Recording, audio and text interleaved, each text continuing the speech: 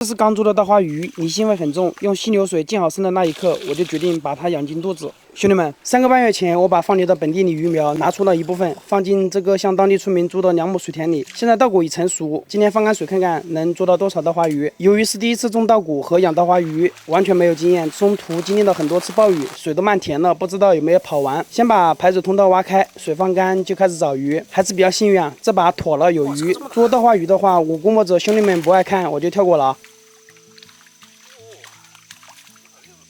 第一次做稻花鱼没有经验，后面割稻谷发现死了很多，太可惜了，只做了这么点。说真的，刚做出来的稻花鱼其实很难吃，一股土腥味。对于吃惯了洗澡鱼的我来说啊，太难吃了。所以参考洗澡鱼模式，给它来个彻底的净身，改善肉质，去除泥腥味。就选这处小溪位置吧，如果用大鹅卵石阻挡的话，它们一会儿就跳出去了。所以就用安格鲁雕的笼子把后面挡住，这就不用担心鱼跑了。前面这里的话，用鹅卵石把大的流水空隙堵住就行。现在到了最后一步，把稻花鱼倒进冰冷的溪水里面。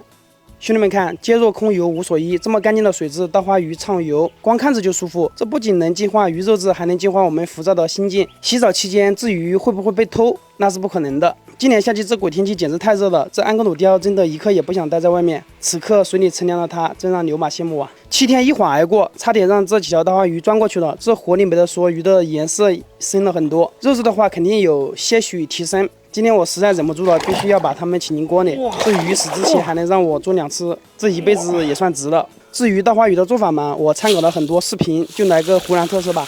这回只放盐，其余调味品都不放。